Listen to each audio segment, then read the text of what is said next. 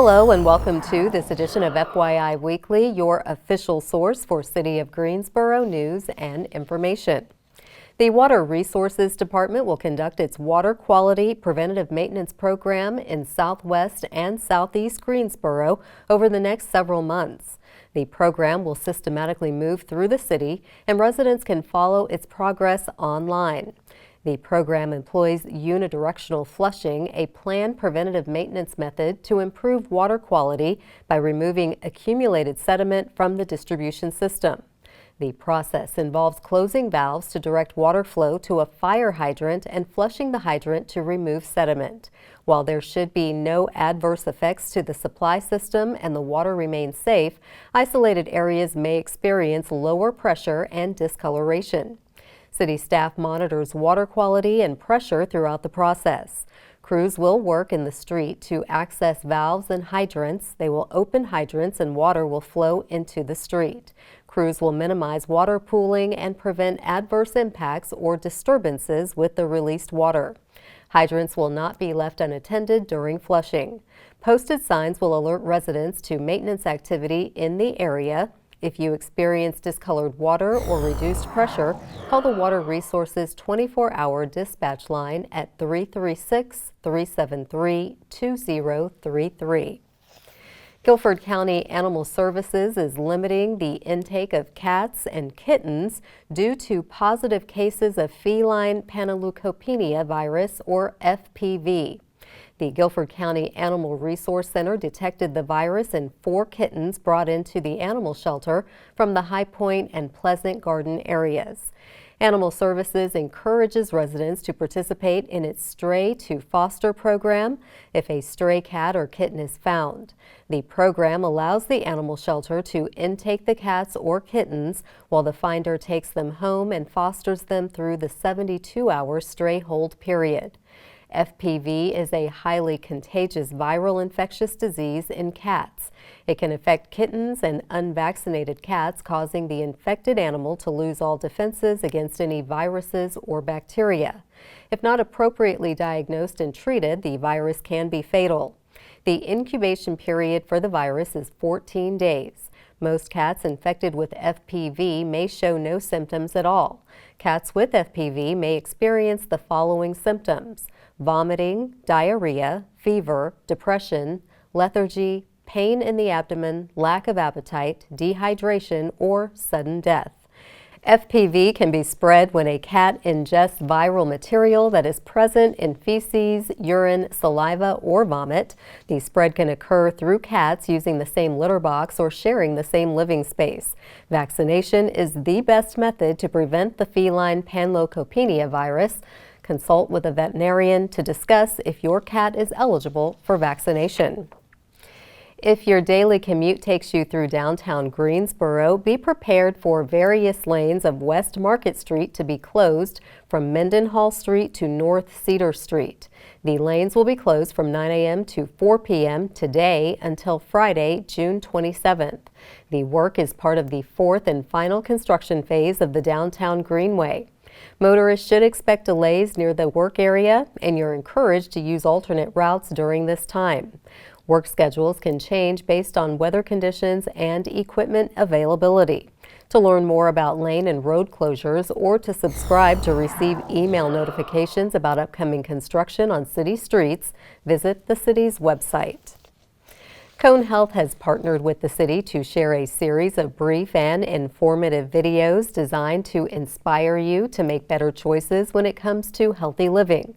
Following these tips is an easy way to help each of us improve our quality of life. Let's take a moment to check out today's news for your health. While it may be alarming for a parent or a caregiver to see that your child is experiencing anxiety, there's actually a lot that you can do. One thing that parents and caregivers can do is normalize the experience of anxiety by letting your child know when you're feeling anxious, the types of things that you feel anxious about, and what the anxiety feels like to you. So you could say something like, "Wow, my stomach really hurts. I think I'm worrying about this project that I have coming up at work today." And then you can demonstrate for them the things that you do to calm down, like I'm going to take some deep breaths, or I'm going to go for a walk outside, and that will help me feel better. You can even invite your child to join you. Something else that you can do as a parent or caregiver is try to encourage your child to continue doing the things that they feel anxious about. Anxiety can actually get worse when you avoid the things that provoke it, so encouraging your child to do the things that they feel nervous about can actually help them to overcome their anxiety. The county's Division of Public Health is offering free mobile health clinics throughout the summer. And meet the winners of this year's Historic District Awards of Excellence. We'll have those stories and more news coming up after the break. Stay with us.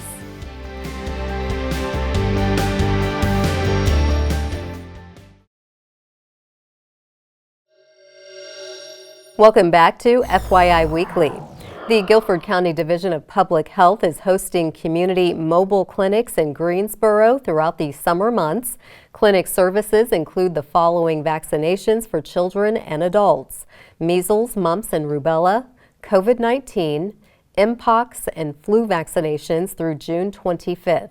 A1C tests and blood pressure checks will also be available. A parent or guardian will need to be present with children at the time of the visit. Mobile clinics will be held on Wednesdays from 9 a.m. to 12 p.m. on the following scheduled dates and locations: Glenwood Branch Library at 1901 West Florida Street on July 2nd and July 30th. McGirt-Horton Branch Library at 2501 Phillips Avenue on June 11th, July 9th, and August 6th.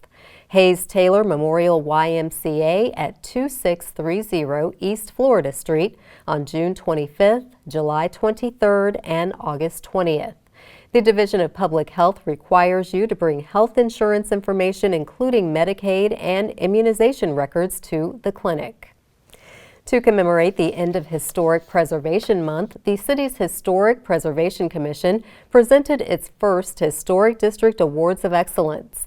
The commission recognized the following 5 residents for excellence in repair, restoration, and rehabilitation projects in Greensboro's 3 locally designated historic districts. Lana and Zane Kusabi completed a porch restoration, earning high marks for its exceptional degree of craftsmanship and professional expertise in returning a structure to its original state of significance. Josh and Samantha Stewart, along with Mitchell and Catherine Camphuis, relocated a historic garage from Magnolia Street to Tate Street. This was recognized for saving an older, useful outbuilding through collaboration between 2 homeowners. Mitchell and Catherine Camphuis received another award for adding a new accessory structure to their Magnolia Street home. They maintained the property's historic significance while adding bonus space that may be needed by a modern homeowner. To learn more about the Historic Preservation Program, visit the city's website. Artist and mechanical engineer Karpagam Palapaniapan will join the Greensboro residency for original works from today through June 29th. During her residency, Karpagam will create a line of kinetic mobile earrings that blend engineering principles with traditional beading techniques passed down through her family, exploring the intersection of art, science, and sustainability through wearable sculpture. The public is invited to participate in hands-on workshops that combine Indian beading traditions, cultural storytelling, and discussions on the geometric and scientific concepts behind the art. Aimed at sparking creativity and environmental awareness, these sessions will make art more accessible and encourage interest in STEM, especially among women and underrepresented communities. Selected workshops will be open to children as young as 3rd grade, encouraging creative exploration and introducing engineering concepts in an age-friendly format. Through her work, Karpagam hopes to empower participants and deepen the connection between cultural heritage, science, and creative expression. The Grow residency space is located next to the Davie Street entrance on the Greensboro Cultural Center, located at 200 North Davie Street. To learn more about the Grow residency, visit the city's website. The City of Greensboro is proud to sponsor the Juneteenth GSO Festival. Coming up after the break, we'll speak with the event organizer and give you a rundown of events. Stay with us.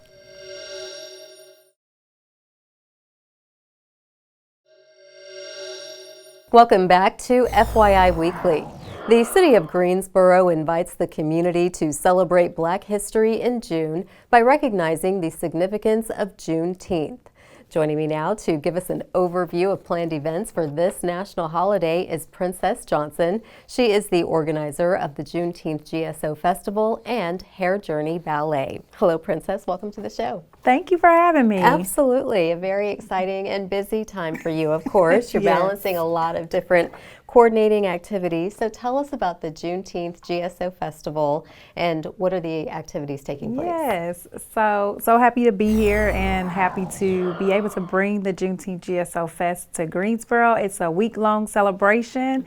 It'll be June 15th through the 21st, and we have various locations. We're going to kick that off with the Gospel Superfest, which will be at Barber Park. It's at 2:30 on June 15th. And then during the week, we're going to be encouraging people all week long to shop Black. It's so important that we do that to build up the economy overall. And then on Friday, June 20th, we have the Arts Legacy Awards, where we celebrate 5 Black artists who have made contributions to our city. And then we close everything out with the Juneteenth Family Fest, and that will be on the 21st at LeBauer Park. So It's going to be a great week. Absolutely, and something for everyone, and Yes. they can file in whichever day of the week and all days if they're able. Now, the Hair Journey Ballet is another event that you're coordinating, and we want to know when and where is that being held? Yes, the Hair Journey Ballet will be June 26th to the 28th at the Carolina Theater. So it's literally 1 week after all of the Juneteenth festival. Just come on, keep it going. Yes. A little bit longer. And tell us about the inspiration behind this and the festival. Yes, so it all comes back to me really thinking about my identity as a Black person and also as a Black woman, and wanting to really express myself creatively through these projects. So the Juneteenth GSO Fest, it was born out of what was happening in our country after George Floyd was murdered, and there was a lot of sorrow, a lot of pain, a lot of angst and anxiety in the community, and I wanted the festival to be a time for us to bring our joy back, to bring our celebration back, and to just really celebrate who we are as a people and as a nation, because we are a part of this country, and just how important that was. And the same thing with the Hair Journey. It was born during that time as well, and we didn't premiere it till 2024, but during that time I was really thinking about my hair and the statement that we make through how we choose to wear our hair as Black women. It's always comes a time in life where other people may not have this, but we have to decide, am I going to get that relaxer? Am I going to lock it? Am I, Right. And because we know that it's going to inform our career, it's going to inform who's attracted to us, all of those things. So just really wanting to do something to celebrate who we are as a culture through our creativity. Okay, well, it's hard to believe it's been 5 years since the GSO Juneteenth Festival got underway. So what would you say are the greatest challenges and rewards of that? Yes, I think the greatest challenge was just solidifying what it would be, kind of trying to get into a rhythm and making choices and decisions on everybody's role and part and putting everything together. And I think that dust is settled now. I think it has risen up into what it is today as a pretty well-oiled machine. And we're really rocking and rolling and moving this year. And I'm just really proud of the work that has come out of the first 4 years and what it has become here in our 5th year of celebration. Fantastic. Well, I know the city is proud to be one of the sponsors and coordinating with you. How can folks get more information on either the Juneteenth GSO Festival or the Hair Journey Ballet? Yes, so you can find information at royalexpressions.org or juneteenthgso.com, and we are happy to see everyone and celebrate with everyone throughout the month. Yep. Okay, well, Princess, we're looking forward to supporting both the festival and the Hair Journey Ballet. Thank you for all that you do to keep the Juneteenth Festival and the spirit of what it means in the forefront. Do come back and let us know about other events you're coordinating. All right, will do. Thank you. Thank you. Stay tuned for some interesting and useful information about Greensboro as we tell you something about the city. That segment is coming up after the break. Stay with us.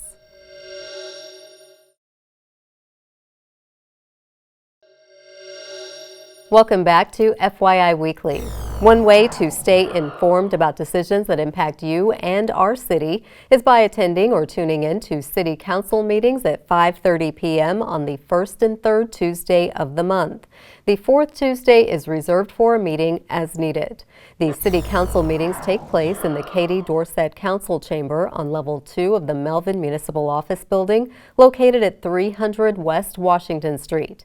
The public is allowed in person, but only in a limited capacity. Those who choose not to be in the building can participate virtually. The Greensboro City Council meetings are broadcast right here on GTN. The meetings are also streamed live on the city's website and on Cablecast. To review the council meeting schedule and agendas, please visit the city's website.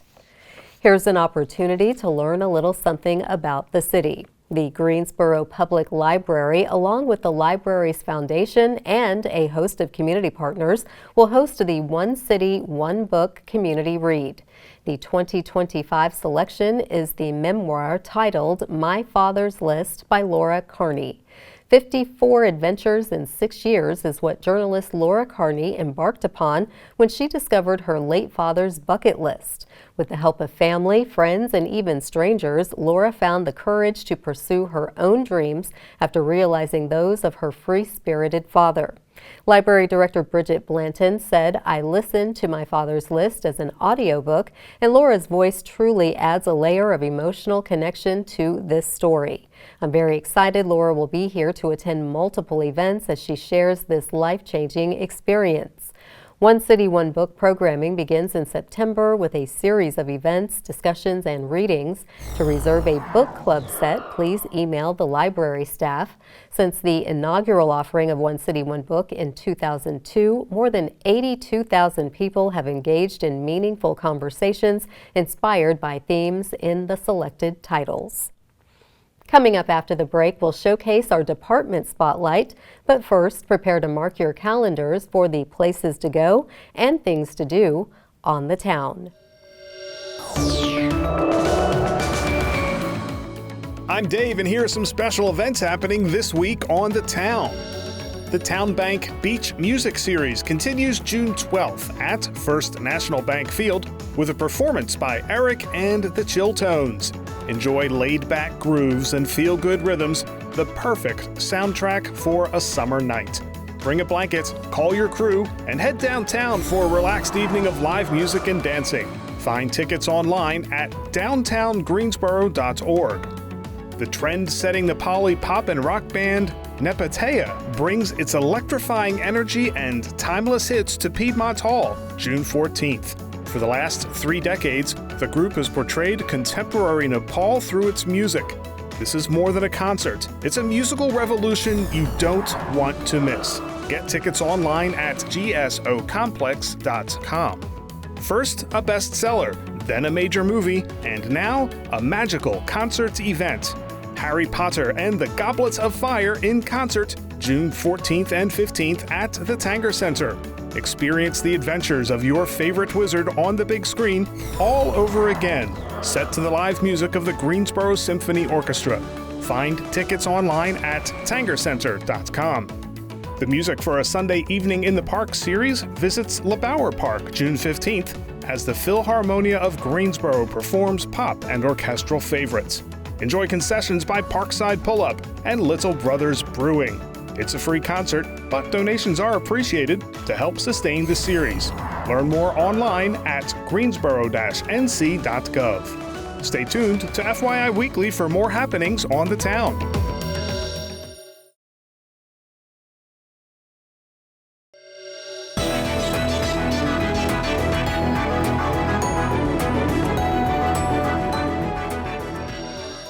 Welcome back. The City of Greensboro has more than 20 departments and several divisions committed to serving you, our residents and visitors. Let's go behind the scenes in our department spotlight. The Community Safety Department, Human Rights Commission, and Greensboro Police Department will host a community conversation about traffic stops. This will take place on Tuesday, June 10th from 6 p.m. to 7:30 p.m. at the Barber Park Event Center. Admission is free. The panel will be made up of local leaders, policy experts, and law enforcement reps discussing Greensboro's traffic stop policies. Topics will touch on traffic stop procedures, community concerns, personal experiences, transparency and accountability, as well as how to enhance public safety and trust. A question and answer session and community dialogue will follow the panel discussion. The goal is to foster mutual understanding and identify actionable steps forward. To register or submit questions, email the Human Rights Department or call 336-373-7980. The Barber Park Event Center is located at 1502 Barber Park Drive in Greensboro. Coming up after the break is our Way to Go GSO shout out. Stay with us.